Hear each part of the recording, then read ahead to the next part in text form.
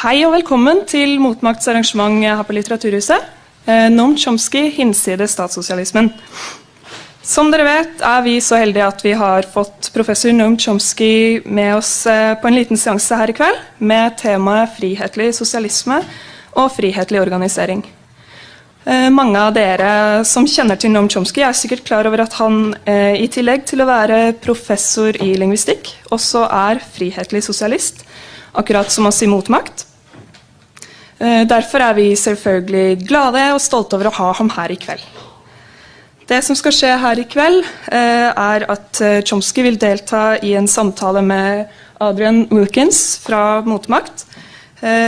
Og de skal ha en samtale som foregår i snau 1,5 time, og vi får tid til 3 spørsmål fra salen. Alle som er her i kveld har fått tilbud om å stille spørsmål til Chomsky, og vi har plukket ut 3 personer som får gjøre det når selve samtalen er over. Vi har et veldig strengt skjema og forsinkelser, så det blir ikke tid til flere spørsmål. Og til sist, etter arrangementet så må dere sjekke ut bokbordet vårt ute på gangen, hvor vi selger masse spennende Chomsky-titler og andre kule bøker. Så da gjenstår det bare for meg å ønske hjertelig velkommen til professor Noam Chomsky.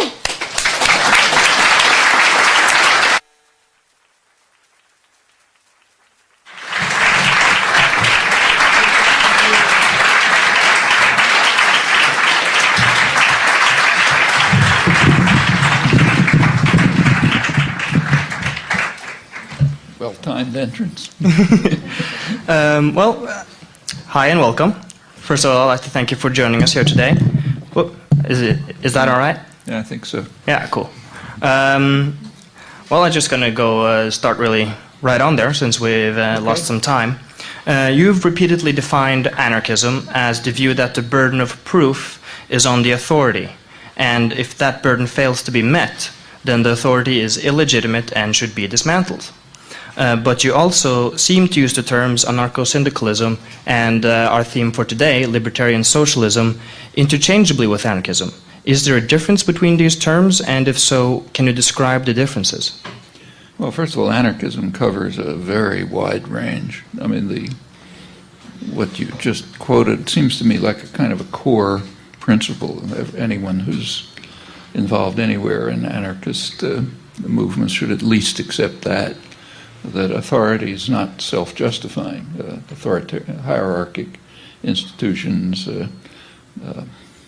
authoritarian structures, structures of dominance and control have a burden of proof. I mean, they're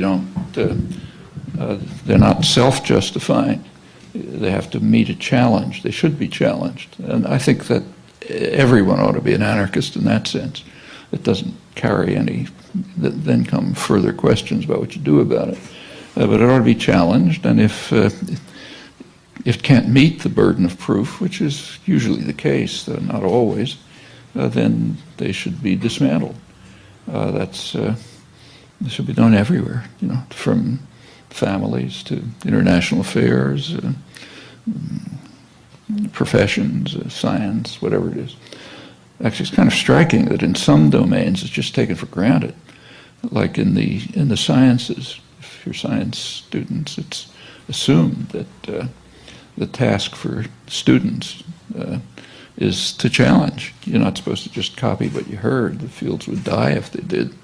So you're supposed to challenge, request, demand evidence and proof, and if you can't find it, change it. But that ought to extend to all of life. Now, anarcho-syndicalism is a little bit different. That is a particular brand of anarchism, which was particularly concerned with things like workers' control by working people of production, the means of production, decisions over production. This is like a kind of a core part of it. That's the syndicalist part. Libertarian socialism is just the traditional word for anarchism.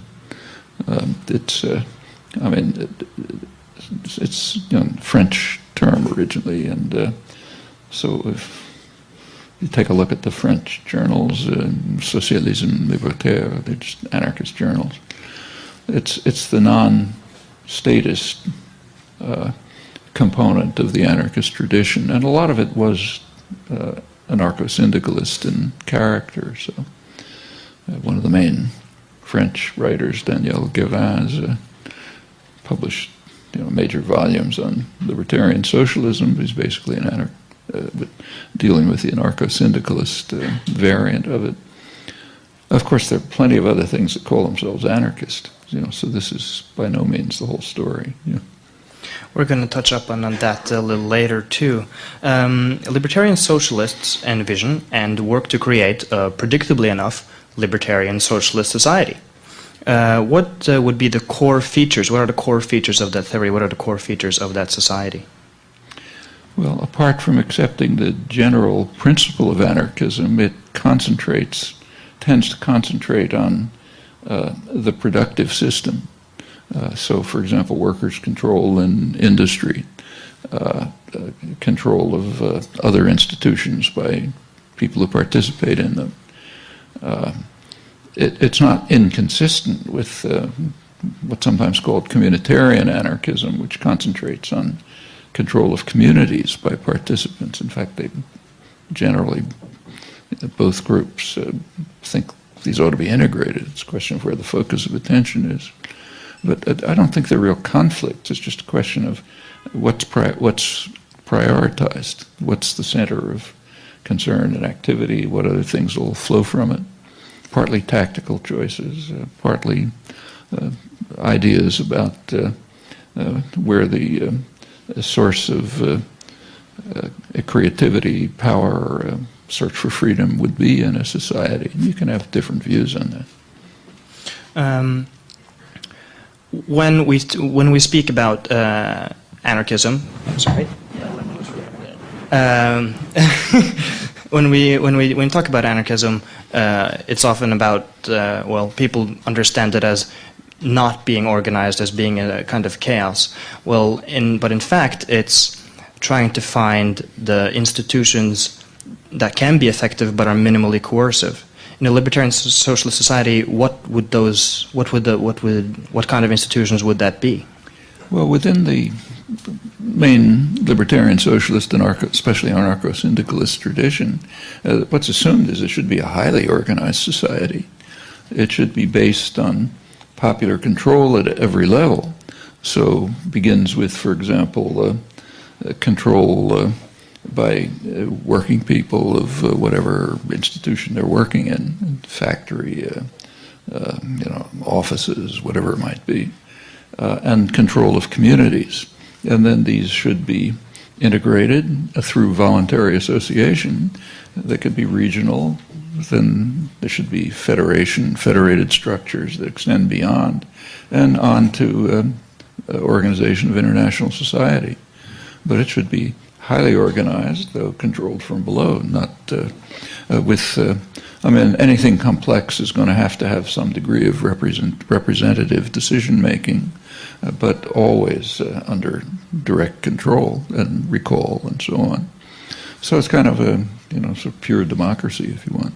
In fact, the example, it takes the major achievement of mainly anarcho-syndicalist development was libertarian Spain, and it didn't have a lot of time. It was wiped out pretty soon, but it was what developed rather quickly was a fairly organized society with a lot of interaction between agriculture and industry and communities and so on.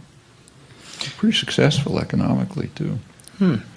That's interesting, because another challenge as a libertarian socialist, when you're around and talking to people, is the dominant idea that the current political and economic system is either joyously the end goal, or is either what?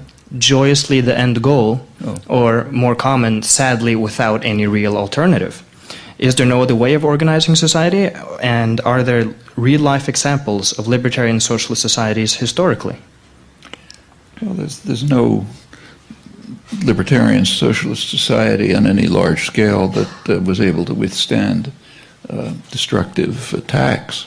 So, for example, Spain, which was the most successful, it didn't arise spontaneously, which it's often described as the 36 revolution. it was in people's heads. There had been many experiments, many attempts, takeovers, a lot of them crushed by force. There had been anarchist educational programs for 40 years, which extended over a lot of the population.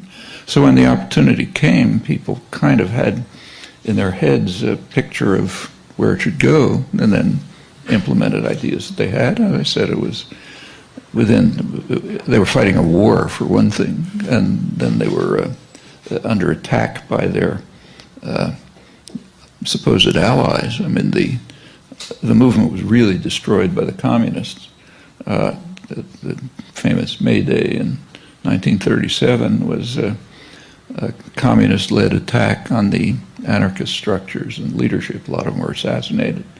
The communists were the party of the petty bourgeois, the police, of course backed by the Soviet Union, which was just using this quite opportunistically.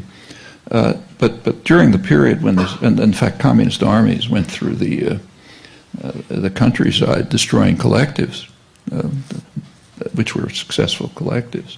So yes, it didn't last. It didn't last against repression. It might have succeeded. There were interesting proposals as to how to fight the war. When the fighting was taken after what actually happened is if you look closely, during the revolution, first year of the war, roughly 36, July 36 to May 37, there was just unity among over the entire global power system that this had to be destroyed. The communists were in the forefront, the fascists were there, the Western democracies were backing it. They all wanted to destroy this plague. It was too frightening. Not because there's no alternative, but because there is an alternative, and therefore you can't let it succeed. It's sometimes called a virus that would spread contagion if you allow it to survive. So it was crushed, but there were, and then the mostly communist-led government took over and fought a war against the fascists. But by that time, a lot of the popular support had eroded. I mean, people were involved in the revolution. They didn't care that much about who was going to pick up the pieces. And the Republicans finally were wiped out by the fascist forces. With the support of the Western democracies, I should say. It's a complicated story. There was one serious proposal as to how to fight the war, which was not implemented, but it might have worked. It's about the only thing that could have. That was from an Italian anarchist who was murdered by the communists on May Day, Camillo Berneri, who, Italian anarchist activist, who proposed that instead of fighting a military battle against Franco, they should fight in part a guerrilla war in Spain, which is quite conceivable. Spain has a long tradition of guerrilla warfare back to the Napoleonic conquest. But more significantly, they should fight a political war. Franco's armies were based in Morocco. They were Moorish armies. Now, there was a revolutionary movement going on in northern Africa, which was trying to, had a lot of facets, but one aspect was trying to break up the feudal structure, the landed estates, land to the peasants, and so on and so forth. And Berneri's suggestion was that the anarchists in Spain ought to support that, and that would, they thought, maybe rightly undermine the basis, the social base for Franco's armies. Now, of course, it would have utterly horrified France, England, the United States, anybody else who had any power. So you could imagine it'd be a huge, because it was undermining colonial control of North Africa. But it could have succeeded. Nothing else would have, and of course what was tried didn't. Are there other such things? Well, yes, there are germs of them all over the place. I mean, in the United States, a pretty conservative society, there are probably thousands of worker-owned, worker-run enterprises, some of them fairly substantial, some not. What typically happens is that they often are very successful, but it's embedded in a capitalist system. So if they are successful, what frequently happens is they're bought out. The workers are kind of bribed to sell them off. And it's pretty tempting. You get a substantial bribe from some big corporation, you know, why work the rest of your life? So that's, and that's happened over and over. And the reason is because they are successful. There are some, you know, there's some major worker-owned conglomerates. The main one is Mondragon in Spain, which didn't start from anarchist base, but from a kind of a Catholic left base. But it's huge. I mean, banks, industries, all sorts of things. But and it's worker-owned, but not worker-managed. It's a crucial difference. So they hire managers. And the managers operate within a capitalist framework. So Mondragon, while it's quite egalitarian internally, is expanding abroad to exploit cheap labor in Vietnam and so on and so forth. I mean, it's kind of hard to function in the broader society without while keeping to decent principles. But there are pieces of it all over the place, and they can be successful. And there are other things from it, like take say publicly controlled budgets. They're the kind of thing that one of the most famous places was Porto Alegre in Brazil. That's why the World Social Forum meets there. The first meetings of it, the local regional budget is determined by the public in public meetings, conferences, interactions, and that's been successful. There are a lot of these, if you like, anarchist experiments, and if they reach a sufficient scale, well, things can happen. Of course, they're always facing violent repression because they're very frightening to power systems. What happened in Spain is quite instructive. There was actually real cooperation among the Stalinists, the fascists, and the liberal democracies to crush this heresy. Here in Norway, most people know of no other revolutionary strategies than the one you've just described, the ones named after dictators, Leninism, Stalinism, Maoism. In other words, only socialism, when you say socialism, that's what pops in their head. That's what they think of. What are the main differences between libertarian socialism and revolutionary state socialism? Well, state socialism, in my view, is just a contradiction in terms. I mean, you can't have workers' control over production, which is, I mean, socialism also has a core notion, back to the beginnings in the 19th century. And the core notion is workers' control over production. That's very similar to anarchism, but at least that's the core. You can't have that if you have total state control. So, for example, by that standard, the United States was more socialist than Russia was. I mean, workers don't control production, but they have at least some influence. They can go on strike. They can part in Germany. There's co-determination and so on. Russia was zero. That was the least socialist country in the world.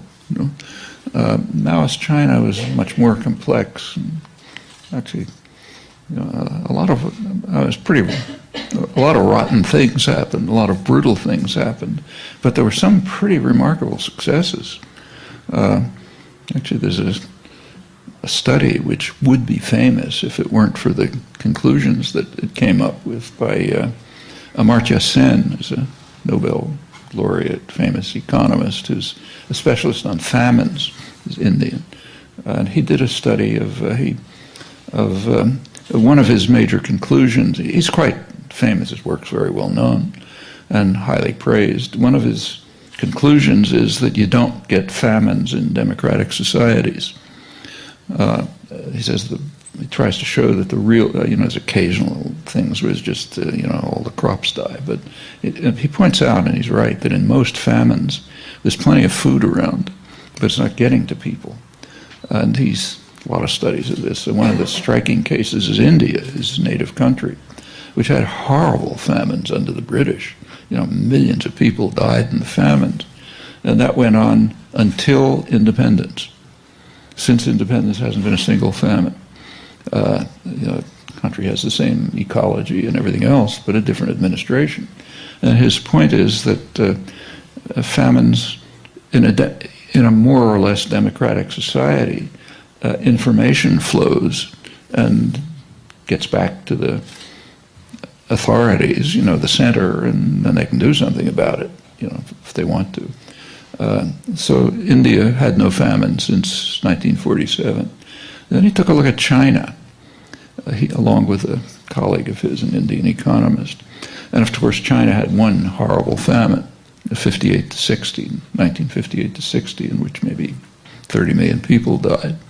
Well, they point out, they consider that a political famine, and not because anything was planned, but because the society was so totalitarian that information about what was happening in the countryside never got back to the central decision-making system in time to do anything about it. So they correctly call that a political famine. Okay, that part of their work is known very well. But there's another aspect to the work which appears in the very same articles and is never cited. They compared mortality in India and China from independence, late 40s, up until 1970, 1980. They stopped in 1980 because that's when the so-called reforms were initiated in China, the liberal reforms. From 1949 to 1980, they calculate that about 100 million lives were saved in China as compared with India because of health programs, rural doctors, hygiene, distribution of food in the countryside, and so on. That's even counting the Chinese famine. Even with that famine, 30 million killed, still China saved 100 million lives. Well, that's just, you can't say that, So people read the articles, but that half disappears somehow. It can't be that Maoist China saved 100 million lives as compared with democratic capitalist India. So that's kind of out of history, but it's there. And in fact, there was just a recent work on Chinese demography by American scientists who they didn't compare it with India, but they did study mortality rates, and it's quite striking. From 1949, China independence, up till 1980, there's a very sharp decline in mortality, remarkable decline, through rural health programs, barefoot doctors, hygiene, teaching, and so on. In 1980, it stops. In fact, the death rate is now higher than it was in 1980. That's when the capitalist reforms began. Well, you can read that in science journals now, not in the general public. So it's a complex story, China, not so simple, but it certainly wasn't, almost nothing like socialism. So I would just say that state socialism is just a contradiction. You can't talk about it. So the only kind of socialism there is one or another variety of libertarian socialism. Norway, the country in which we now sit, is considered to be one of the most successful social democracies in the world. Many things that working class people are struggling for in the United States, like proper health care and education, are available here to almost everyone. Should libertarian socialists in Norway simply shut up and enjoy the good life? Should they? Should they shut up and enjoy the good life? Is it time to kick back? It's a better life than, say, 200 years ago in Norway. But you could say that about other things too. Take Niels Christie, the famous Norwegian criminologist. Well, just read his history of the penal system in Norway. It's from memory. I might get the details wrong, but up until, I think, the early 19th century, there wasn't much criminalization in Norway. They didn't bother putting people in jail. The reason was that if somebody was, say, suspected of shoplifting, you'd drive a stake through his hand, Okay, don't have to put them in jail. As things got somewhat more civilized, you start putting people in jail. Well, you know, it's better to be in jail than have a stake driven through your arm, but that doesn't mean you should stop and enjoy life. And it's the same with this. I mean, it's better to have decent health care available than not, but you know, that's not the end of life. And incidentally, although the Nordic countries are quite good in this respect, it's all over most of the world. I mean, Cuba, for example, which has an extremely poor country, it's under constant attack. Its per capita health expenditures, I think, are 5% of the United States, has the same health standards, because they put resources into it. The United States is kind of off the chart in healthcare. It's the only industrial country that doesn't have one or another variety of national health care. It has an unregulated, privatized system, the kind that, you know, there's no alternative Maggie Thatcher would like. And it's about twice the per capita costs of comparable countries and some of the worst outcomes. Everyone talks about the huge deficit in the United States and what a terrible problem it is. It's bringing down the global economic system. You take a look, you find out that if the United States had a healthcare system like other industrial countries, like, say, France or even Canada, which is not very good, or Norway, not only would there be no deficit, there'd be a surplus. I mean, it's a terrible drain on the economy and on the global economy because of, you know, the effect of a U.S. deficit on the global economy. And it's perfectly clear how to solve it. Like, it's not utopian to say, let's get a European-style healthcare system. That's not pie in the sky. But the power of the financial institutions is so enormous that it can't even be discussed. Actually, a majority of the population has been in favor of it for a long time, but it's called politically impossible or something, you know, or lacking political support, meaning insurance companies won't allow it. And it's quite striking to see what Obama did. I mean, a lot of his support was, especially union support, was which was quite important, not so much in votes, but just getting out the vote, you know, activism, not the money. And getting him elected was based on the hope that he would institute national health care, which was his policy. Well, of course, that went out the window like in 5 minutes, not even any discussion. There was a residue left, namely a public option, that is to allow people the choice of picking a public program. He just gave that away, even though there was maybe, you know, at least 2-to-1 support for it. But insurance companies wouldn't allow it. So yes, there are plenty of alternatives, even short term, and it would go beyond, of course, many more. The Norwegian government, which calls itself Red-Green, is now conducting war in Afghanistan. It exports weapons. It's a major exporter of oil and thereby a major contributor to the global environmental catastrophe. And, you know, we have benefits, healthcare, education. But if we put those aside, in counterpowers analysis, this state is neither red nor green.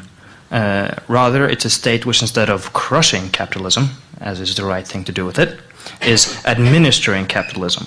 It seems to me that we witnessed kind of the same thing from Stoltenberg's Norway to Blair's Britain, where just like the revolutionary state socialists, which are not socialists at all, the reformist ones, instead of crushing capitalism, is administering it. Would you agree with me that that means that state socialism, as it's called, either in its revolutionary or reformist variant, is ultimately a dead end for those that long for a future beyond capitalism? And what are the implications of that? Well, I think you can drop the words beyond capitalism, those who yearn for a future. Because if you destroy the environment, there isn't going to be any future, you know. And in fact, Norway is kind of an interesting contradiction because, you know, by comparative standards, it's which are not very high, so it's not a great compliment. But by comparative standards, it's maybe one of the most humane states around. On the other hand, as you say, it's making a major contribution to ensuring that a human life isn't going to survive. it's not a joke. You take a look at the projections on, I mean, for example, the International Atomic Energy Agency a couple of months ago, I guess, came out with a conservative warning. They pointed out, just first of all, data that the emissions, greenhouse gas emissions had risen very sharply last year, despite the recession. So drop in production, but sharp increase in emissions. And they issued a warning that we're reaching the point, or maybe have even passed the point, which is kind of considered to be the threshold for doing anything to stop destructive climate change. That was, the scientific consensus is it's about 2 degrees centigrade warming. And they estimate that that's about where we are. So doing anything more may very well doom the species. So the phrase "after capitalism" is understated. There should be a real dilemma in countries like Norway about having a moderately decent life. Plenty wrong with it, but by comparative standards, fairly decent, at the cost of making sure that your grandchildren may not have any life at all. All right. Well, if we don't believe in state socialism, then we have to find a way to build libertarian socialism. And we're going to talk a little bit about libertarian socialist organization. Now, libertarian socialists traditionally insist that the organizational structure of our organizations must prefigure the desired society.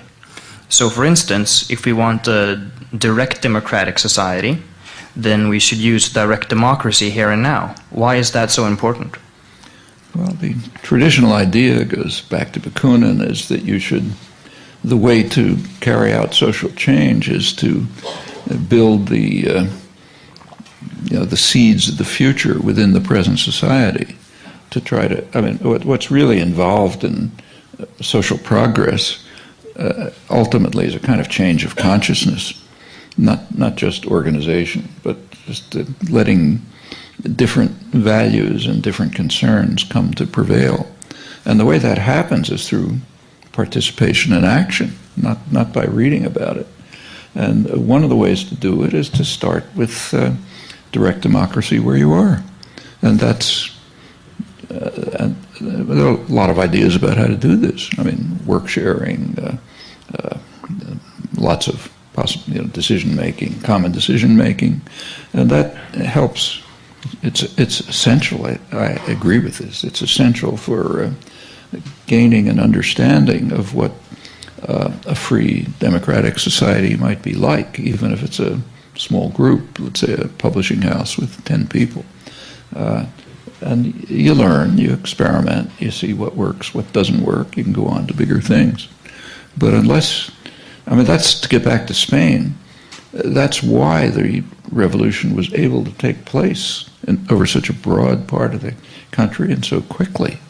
There had been plenty of things like that crushed, but they'd been tried. It goes on all the time. That's what's happening right now in the Arab Spring. Not libertarian socialism, but something similar. If you take there's been a couple of studies of this. There's a very close correlation in the Arab world between the success of the uprising and the history of labor militancy. Very closely correlated. So Tunisia and Egypt, the two places where there's been some successes, have quite a long history of very significant labor militancy. In fact, in Egypt, as you may know, the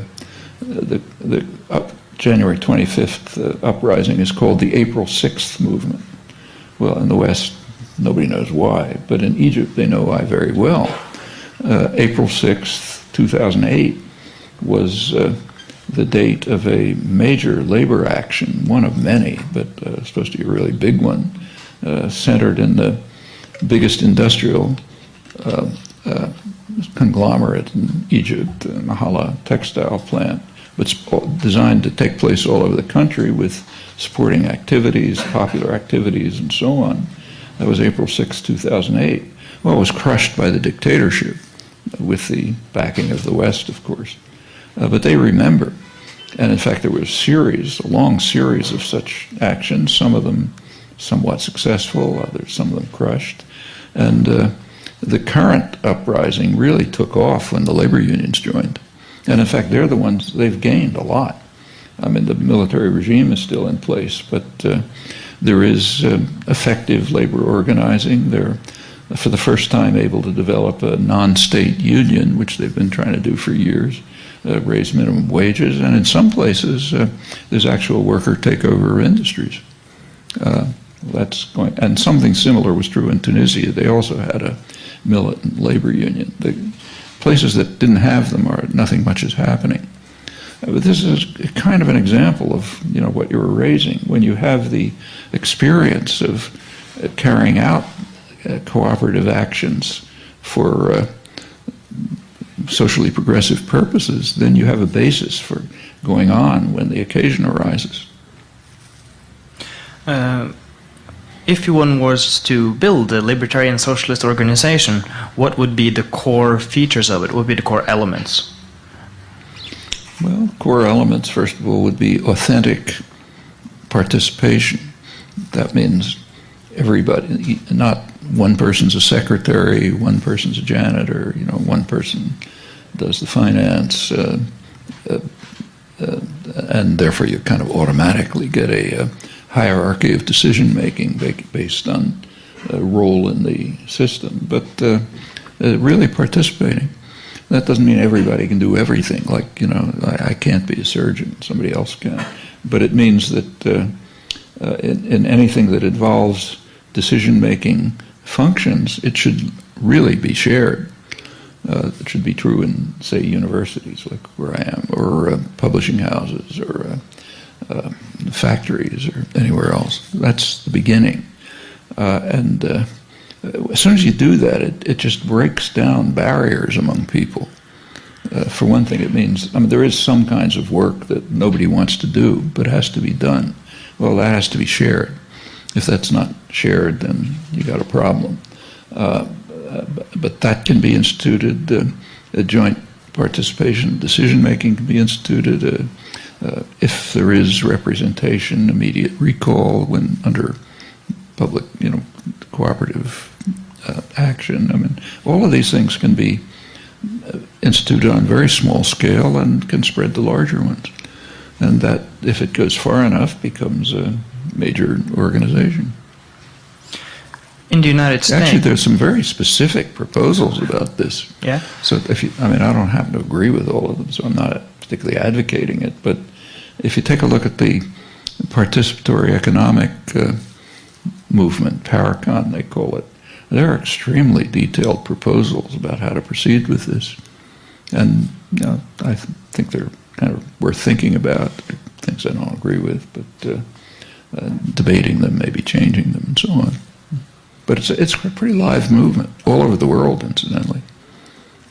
My friend Michael Albert, who is kind of at the center of this right now, is in Turkey, talking to people doing popular organizing in the Kurdish areas, Diyarbakir. More water? Hmm? Oh.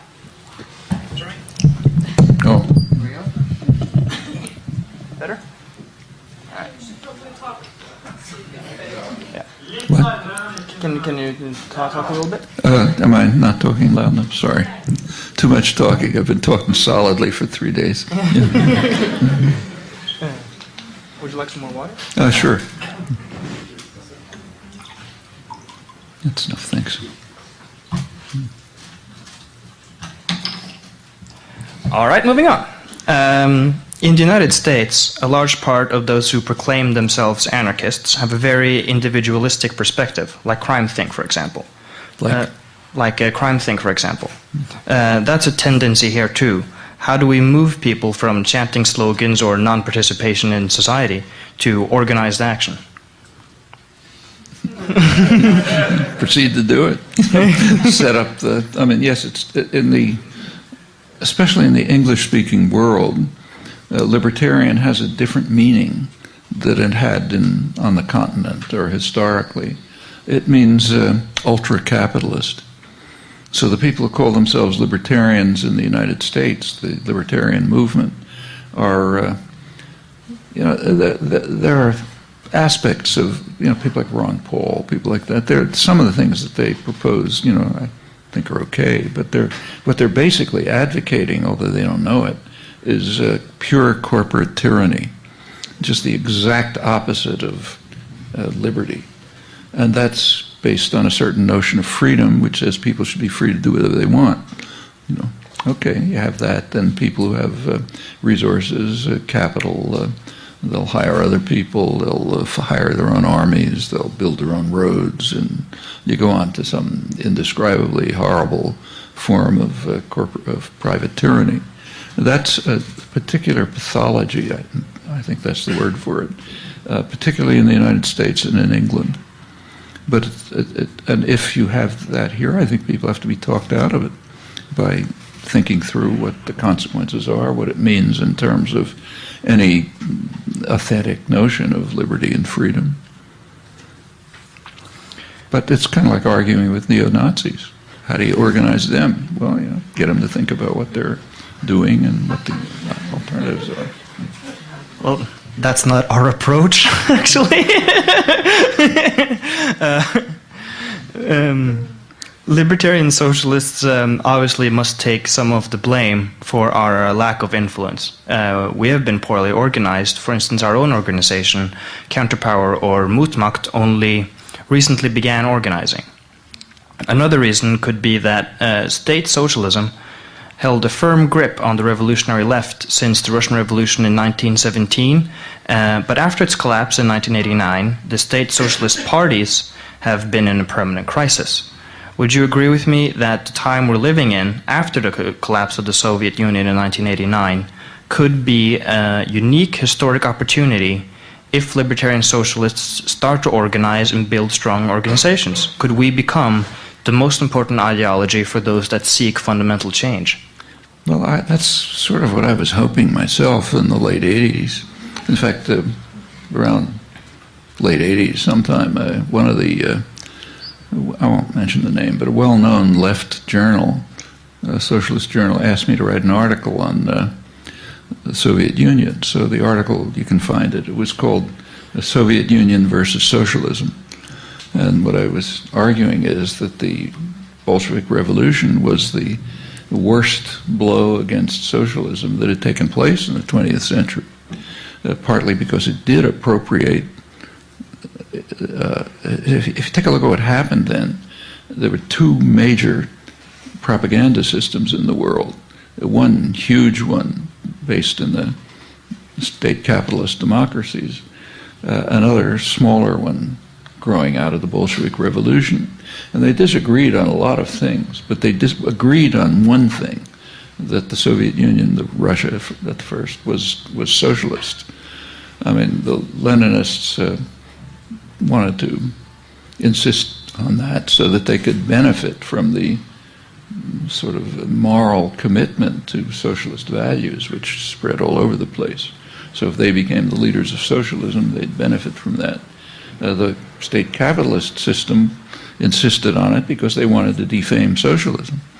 So when the two major propaganda systems in the world agree on something, it's kind of hard for people to extricate themselves from it. And in fact, that settled in. This is socialism. As it started to decay finally in the late 80s, it looked like there'd be an opportunity. I should say that this article, the journal refused to publish it, and it finally ended up being published in Our Generation, an anarchist journal in Montreal. But it just was kind of, there wasn't so much censorship that couldn't be understood, because the idea is so embedded that what grew out of the Bolshevik Revolution is maybe distorted socialism. There's nothing like that. I mean, you take a look at when Lenin and Trotsky took over, for what they considered good reasons, they very quickly dismantled all of the socialist institutions which had arisen during the revolutionary period. During the it goes way back, but from February 1917 right up to October, there was a lot of activism in Russia, popular activism, factory councils, Soviets, all sorts of things. And they wanted to get rid of that very quickly, and did. It was crushed. You had to have what they called a labor army under the command of a single leader. And there's an ideology behind it. It wasn't just the ideology. It was a kind of it's their version of Marxism. I don't think it had much to do with Marx, but their version was that you can't have a socialist revolution in Russia, which was a poor, very poor, mainly agricultural society. First, you have to drive the population to industrialization, and then after that, the iron laws of history will begin to work, and so on. So to drive them to industrialization, you had to destroy all of the true socialist institutions that had developed, like factory councils and Soviets. They were pretty quickly dismantled. Of course, the convention was dismantled because that was going to be taken over by the radical peasant movements, and peasants can't be radical according to their view. They're not Marx, incidentally. But that just crushed socialism very quickly. When we talk about these two, the state capitalist democracies and the authoritarian communist regimes, one of the things that comes up a lot is, as a libertarian socialist, is I think a lot of the common doubts or questions when it comes to any anarchy. Oh, I think I've already asked this question. You get a different answer this time. Oh, okay. Yay! All right, well, I'll try another one then. An often heard objection against a libertarian socialist society is that no one would bother to work in it. Do you think that's a valid objection? What about those that don't want to work? Well, it's an interesting concept. Actually, this is one of the things in which I've differed for some time on with the Paracon people. They basically have the same view. Mike Albert, Robin Hannell, and the others. We've disagreed about this for many years. It's a question of what you think work is. I mean, there is a point of view associated with capitalist systems that holds that work is a burden. If you weren't driven to work, you'd prefer to vegetate. I don't think that has anything to do with human beings. And in fact, it's kind of striking that the people who hold this view, most of them come from the university or scientific backgrounds. Well, you go into, say, the university where I work, MIT, mainly scientific university, and people are working 80 hours a day, 80 hours a week, because they love their work. And their work is under their own control. Of all the social institutions, these especially science-based universities are places where you really do control your own work. I mean, you got to meet some conditions, but it's pretty much controlled by participants. So, optimally and in fact often realistically. And under those conditions, people just want to work. The carpenters who love what they're doing and can control it, they work all the time. And in fact, there's an old tradition from the Enlightenment, which grew into classical liberalism and finally anarchism, which holds that work should be one of the highest ideals of life. Creative work under your own control. And I think most people know that that's true. When you have an opportunity to do creative work under your own control, especially if it has some social purpose and so on, it's the best thing to do. It's a lot better than lying on a couch and watching a boring television program. So I just think it's it's a concept of work that comes out of capitalist ideology, which says people have to be driven to work. Actually, it's very interesting to watch the debates about this. It's debated in mainstream circles, not so much in these terms, but take a look at the debates about taxation of the wealthy. The standard argument against taxing the wealthy is, well, if you put high taxes on the wealthy, they're not going to do anything. And they're the ones who invest and make things happen and so on and so forth. Now, the people who press this most are economists. And sometimes it's almost comical. There was an article, one of the major journals, by a well-known Harvard economist, liberal economist, Greg Mankiw, wrote the major texts. And he argued, he said, look, you can't, he's kind of a liberal, he says you can't tax the rich because they're not going to do anything. And then there's no economic theory behind it or any other theory, but he gives an example of himself. He says, well, if I didn't have a high salary, I wouldn't do anything. You'd never get anyone in a university saying that except from an economics department. And that's because the ideology is so built in. They can't think. They can't look at the next office and see that the guy's in the lab all day because he loves what he's doing. Of course, people want to do meaningful work, especially if they can run it themselves. The Paracon position that I've disagreed with is they believe that remuneration ought to be proportional to input. You know, the harder you work, the more you should be paid. But I think that's a very demeaning conception of not only of what work is, but what human beings are like. And I don't even think it's true. You know, in fact, they themselves work very hard and they don't get paid for it. So are they different from other people? You know.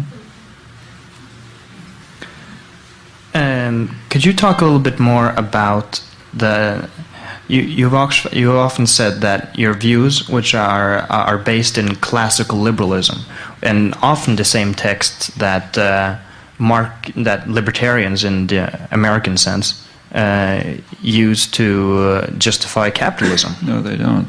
They use the names, but not the writings. And it's very interesting to look at them. Like, say, take Adam Smith, you know, the great hero. I'm sure you've all read some of Adam Smith. But if you actually look at what he wrote, it's totally different. So take, say, the concept of invisible hand. Everybody's heard of the invisible hand.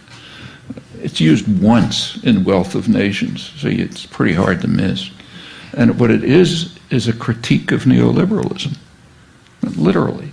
What he points out is not a fool. He pointed out that he's talking about England.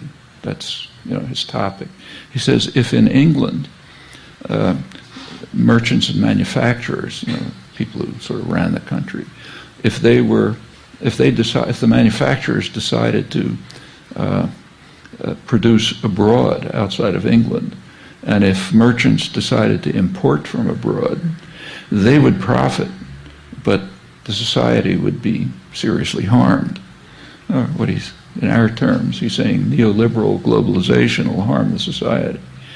And then how do you get around it? Well, he got around it by a kind of a sentimental argument. He said that the merchants and manufacturers will have what's sometimes called a home bias. They would prefer to manufacture at home and purchase at home because of the commitment to the home society.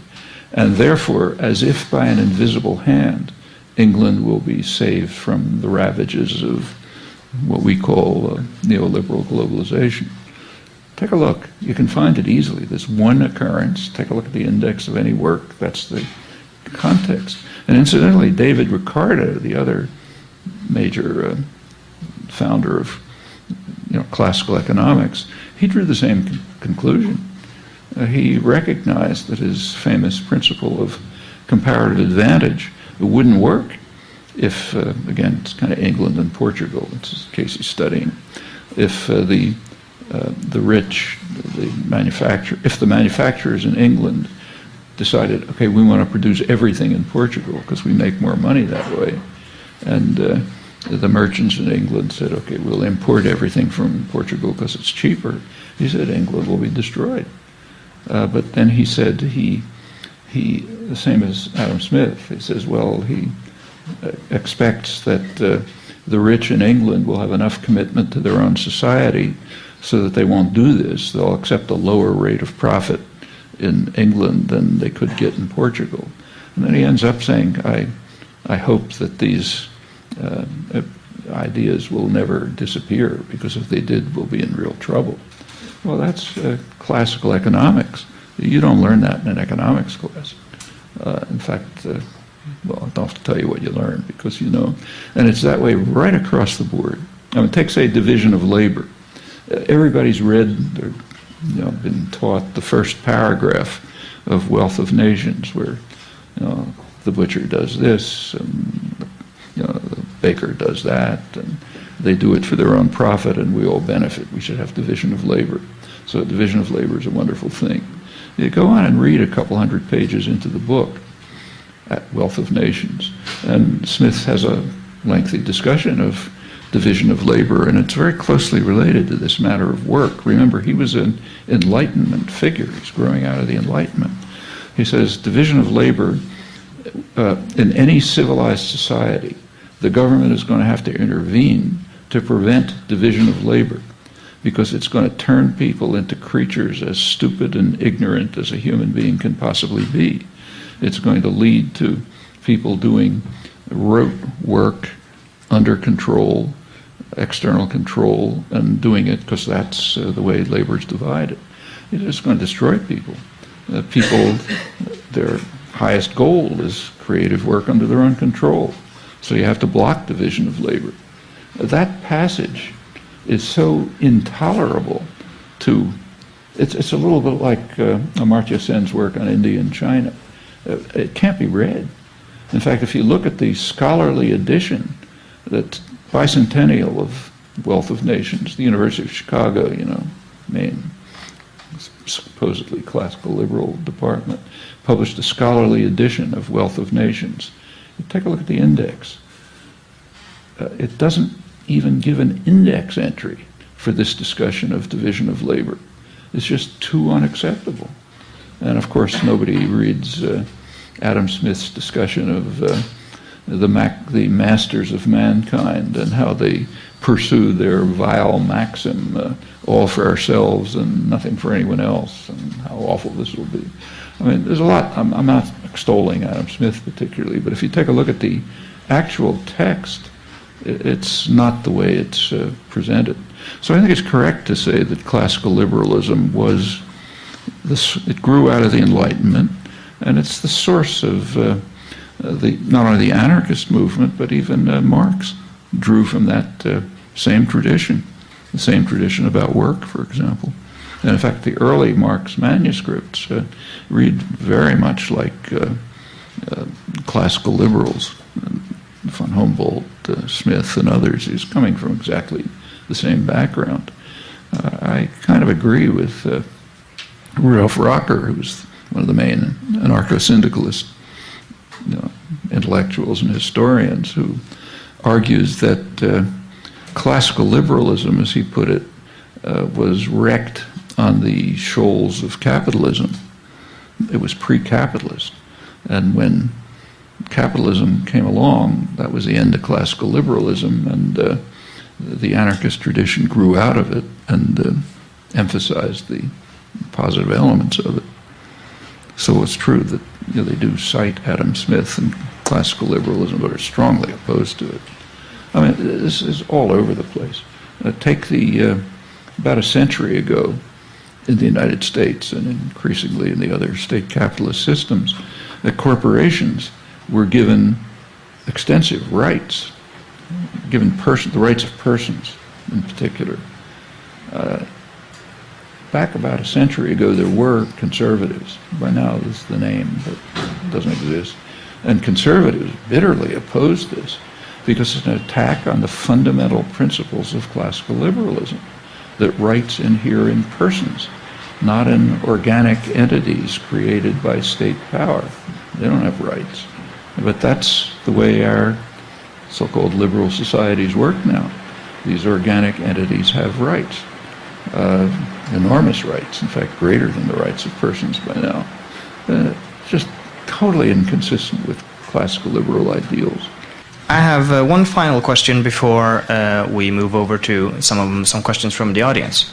It's a little cruel. If I have to force you to generalize, what would you say are the most important tasks for libertarian socialists today? Usual task, create real libertarian socialist movements.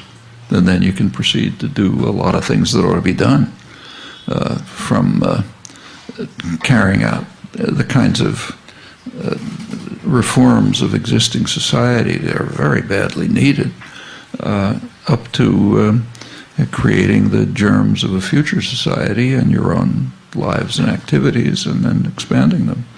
But there's no particular thing to pick. I mean, if you take a look at say maybe the oldest anarchist journal in the English-speaking world, at least, Freedom in England. If you read the articles in Freedom, they range from how to deal with, how to get involved in particular crucial social struggles that are taking place right now.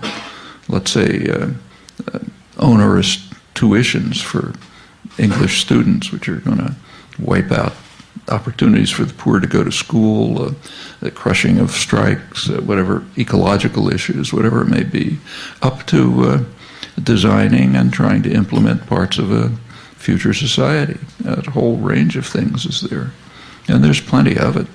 I mean, and some of them are really critical. Like the human species is in a very unique stage of its history. We're at a stage where we can destroy ourselves.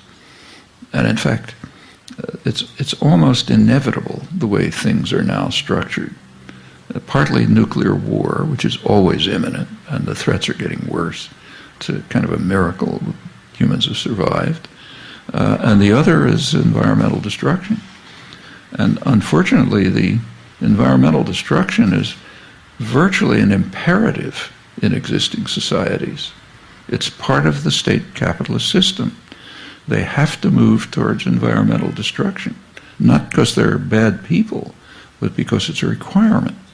I mean, if you're the CEO of a corporation, you may be the nicest guy in the world. You may be giving away all your money to the environmental movement on your own.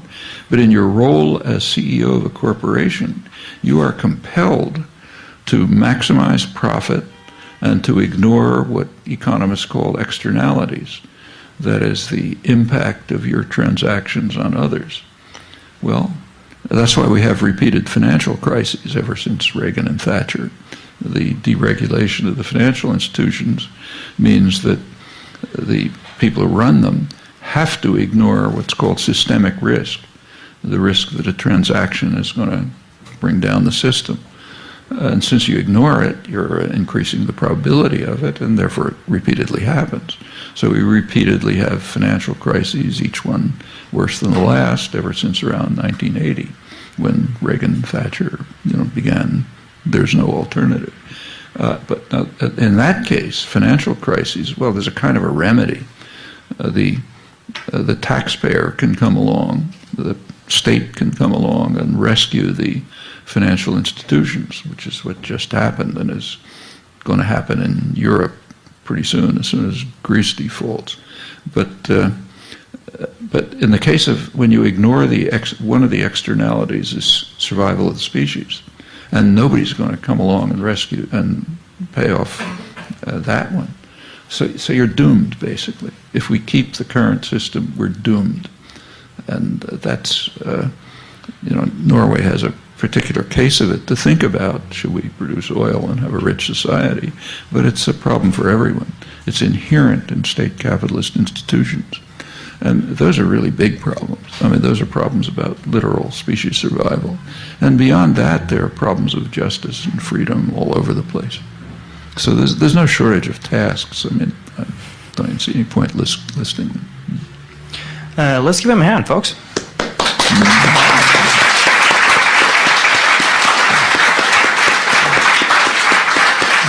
Great.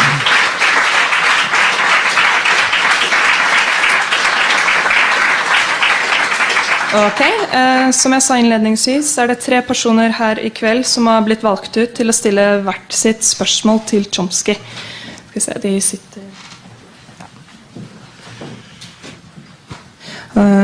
Vi starter med et spørsmål fra Johannes Benetsen. Tusen takk, skal vi se. Fint. I have a question. let's see. In the mid-1970s, many people argued in the West that in the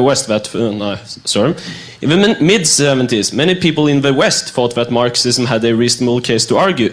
But in the mid-1980s, many of them no longer considered that it had. What exactly happened? Did it turn out that it was all just a big joke? Well, I think what happened is what you brought up before. Marxism was associated with the Soviet Union and Maoist China and other so-called communist systems. But, you know, Marx would have turned over in his grave to see what they were doing. They were radically anti-Marxist, radically.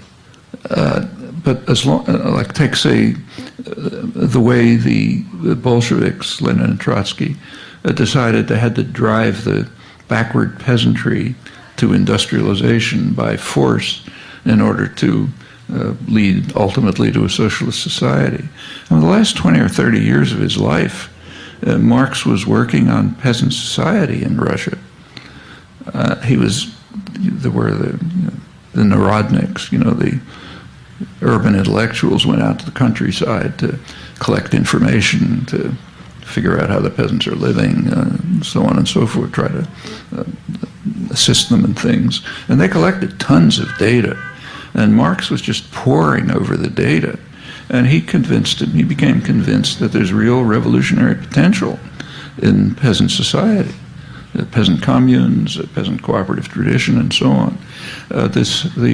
The urban socialists, both the Bolsheviks and the Social Democrats, literally suppressed all that work. It was just too inconsistent with their own class interests of, you know, controlling social movements. So that was gone. And the same is true across the board. I mean, I'm not, again, kind of like Adam Smith. You can't worship Marx, but he had things to say. And what he had to say, what he believed, was utterly inconsistent with what are called the communist socialist movements. Even more the communist than the social democratic ones. After all, he believed that in England, you know, that's the social democratic society of his day, that there could be a parliamentary road to communism. But, you know, because there was enough participation of the public in decisions. But in any event, once you associate Marx with Russia, and it's clear that Russia is becoming a disaster, as was becoming clear by the 80s, well, of course, then you have to say, let's give up Marx. And I think that's essentially what happened. Ok, neste spørsmål fra Sveinung Legård. Det deg. Thank you very much for an interesting conversation. I wanted to touch upon one of the last things you were talking about tasks for libertarian socialists today, and you said there is a range of tasks that has to be done, for example, carrying out reforms that are necessary in today's world. So my question is, how do you do that without ending up just being reformist? A few years ago you had an interview series that was entitled Expanding the Floor of the Cage. So how do you expand the floor of the cage without, well, accepting the cage? You don't accept it. You expand the floor of the cage. That was a phrase taken from rural workers' movements in Brazil, where they say, yeah, we're in a cage, but we can't, we're in the cage. We can't deny that we're there. We have to expand the floor of the cage so then we can break out of it.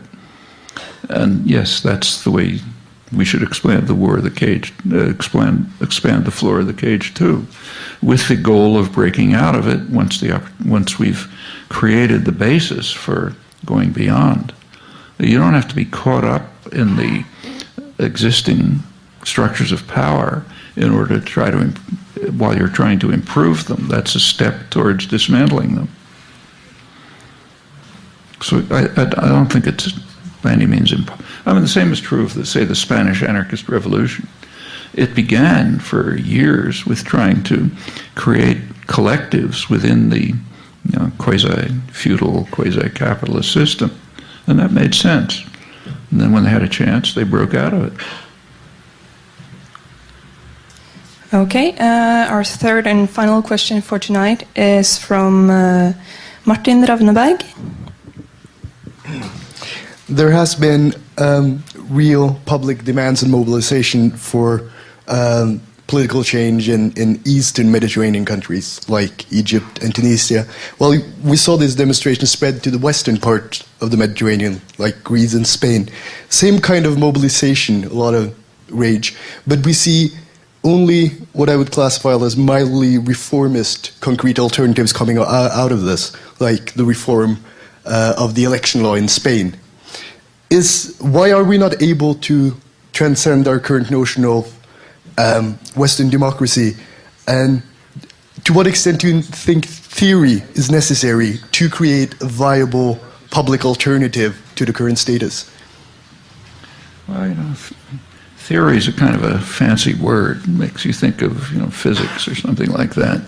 I mean, we should have ideas and principles and things that you debate and discuss as concrete things. For example, in a future society, should remuneration be contingent on effort, as Paracon insists, and I think that's wrong. Those are things which we should discuss and think about. I don't see any point using an inflated term like theory to discuss this. It's mostly common sense. Not enough is understood about humans or societies to have far-reaching theories from which you can draw conclusions that mean much. But yeah, you should think about what you're doing, think about the consequences. In that sense, of course, you should have theories. Why haven't these movements gone far enough in Spain and Greece? Well, they're facing very immediate problems.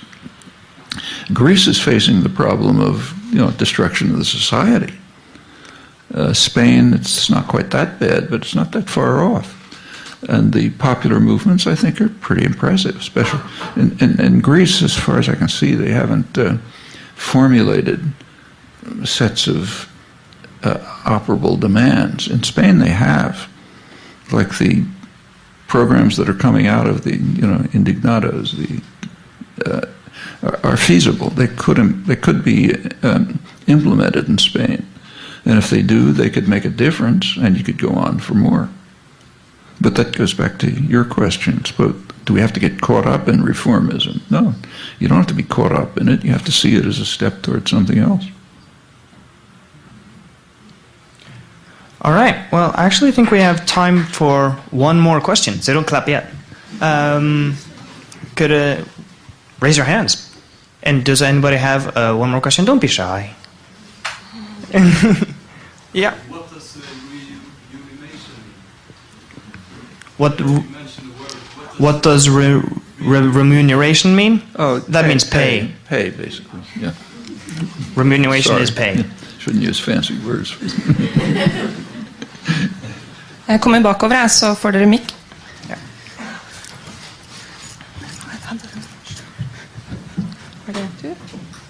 Ok, si navnet ditt. My name is Eirik Finne. I'm a student at the Faculty for Humanities at the University of Oslo. I have a question regarding the Middle East and the uprisings there. Do you see any chances for kind of collective socialist movement in, for example, Egypt? As Egypt is a very remote country with a spread population, that somewhere kind of Ismailia, the Sinai, that larger groups can, an organization can form there. Well, it's an interesting question. We really don't know, but I mean, it is significant, I think, that within the workers' movement, which again is a militant movement with a long history of activism, they are moving partly towards authentic libertarian socialist structures, like worker takeover of industry. They're ahead of us in that respect. And that's important. I mean, whether it'll succeed, well, who knows? They're facing very powerful barriers. It is a military regime. The West is going to do anything it can to prevent even formal democracy in these areas for perfectly obvious reasons. I mean, I don't know about here, but in the Western countries I know of, there's some things you just can't report. One of the things you can't report, although they're certainly known, is the studies of attitudes of the public in the Arab world. Very careful studies done by the most prestigious American polling institutions, and they're released publicly by Brookings Institute and people like that. And it's obvious that planners know those results, even though the press won't report them and people don't know. And what they show explains exactly why the Western countries will do anything they can just to prevent even formal democracy in these countries. You just take a look at the attitudes. So take, say, Egypt, which you mentioned, also the most important country. I mean, in Egypt, about 90% of the population think that the major threat that they face is the United States and Israel. Iran, maybe 10% think it's a threat. In fact, opposition to U.S. policy is so strong that in Egypt, 80% think that the region would be better off if Iran had nuclear weapons to counter U.S. power. And it goes on from there. I haven't seen a percentage, but there's overwhelming opposition to the way in which the Egypt-Israel treaty has been interpreted by the dictatorship. They don't want to go to war, but the treaty has been interpreted by the dictatorship, former dictatorship, as neutralizing Egypt so that there's no deterrent when Israel invades Lebanon, as they did immediately after the treaty was formed, or expands in the West Bank and so on. And the population is very angry about that. And surely the United States and its allies don't want these attitudes translated into policy, which was what would happen if you had democratic societies. And when you get things like workers' takeover of factories, the opposition is going to be even stronger. That's an idea that can spread. And if it spreads, the whole structure of power begins to unravel. So they're going to face plenty of barriers, but they're doing things. In fact, they're doing more than we're doing. And we should be ashamed of that, All right. Thank you very much.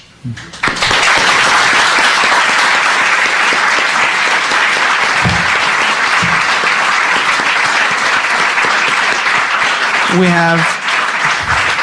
Keep clapping.